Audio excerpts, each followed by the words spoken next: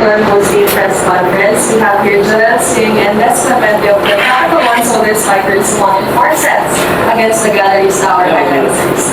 Joel, congratulations sa winning and heading into the quarterfinals on a high note. Anong masasabi mo sa naging performance sa team against Galleries? Sobrang proud po ako sa team namin kasi nagtulong-tulong talaga kami. Yung locals, nag-step up lahat. So, sobrang nakaka-proud po. And for this best player of the game with 14 points, ano lang siguro yung motivation mo heading into this match para matulungan? Last game kasi medyo hindi ganun ka-okay yung performance ko. So parang gusto kong bumawi simula next game hanggang sa mga susunod pa namin. For Dorel tsaka Des, ano lang yung masasabi niyo sa naging journey niyo from one win ng last conference and then ito magka-quarter finals ngayon? Sobrang nakaka-build talaga ng confidence tong nangyayari sa amin ngayon. Mga unexpected po, pero pinatabuhan namin. As in, tulong-tulong kami. Gusto lang din talaga namin tulungan si Marina. Ayun, proud ako sa bawat isa sa amin kasi talagang pinagpagura namin to. Kumbaga, kung saan kami nag-umpisa hanggang ngayon, sobrang pinaghirapan namin lahat. So, proud ako sa bawat isa sa amin. Paano nila pananatiliin yung, yung gutom na mas malalo? Kasi syempre yung susunod na stage mas mahirap na knockout na yung every game. Siguro kagaya po nung sinabi ko, pagtatrabuhan pa rin po namin siya. Kumbaga, hindi kami magre-relax. Kailangan, ano pa din kami, anong tawag mo? Gutom pa din kami sa panalo. Mas eager kami ngayong season talaga. Kaya sa mga susunod pa, syempre. For Joel and Des, si Marina ng mga nakaraang games na naka-40 na siya, sinasabi niya rin na kailangan din for Capital One all years yung equal contribution ng locals, hindi lang siya. So sa tingin niyo ba so far, ngayong malapit yung playoffs, nagagawa niyo na yun na hindi man tumbasan pero tulungan din talaga si Marina? Ako para sa akin, kulang pa yung ginagawa namin, pero nandun na kami. Kumbaga, one day at a time, tinutulungan namin siya, ini-improve namin yung sarili namin.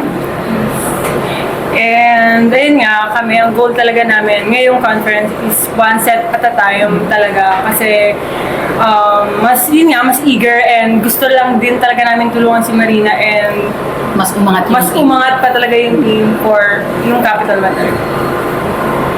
Joel, as captain, ano na lang siguro yung masasabi mo din sa growth? Hindi lang sa skills, pero yung, I guess, belief sa sarili ng mga teammates mo ngayon na nagsisimula na kayong manalo at nagiging mas consistent na. Para sa akin, yun, kagaya na sinabi ko, proud ako sa kanila. Proud ako sa bawat isa sa amin. Kasi nakikita ko bawat training, talagang nag-overload yung isa't isa. Kumbaga, talagang pinupush namin yung isa't isa. So, yun lang, proud. Proud ako sa kanila lahat. Trabaho everyday.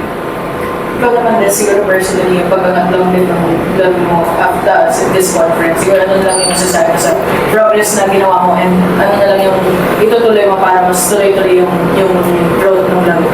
I would give credit talaga kay Coach Roger personally kasi sa mga past team ko, ang inuna niya talagang i-build sa akin talaga yung confidence ko talaga eh. Doon talaga siya nag-start. Kasi once na nag-build na daw yung confidence ko, dire-diretso na yan. And sobrang happy ko talaga kay Coach Roger, under Coach Roger, kasi sobrang pinaparamdam niya sa akin na full talaga yung trust niya. So parang ako, bibihira yung ganung coach. Ang tagal kong hinanap yun.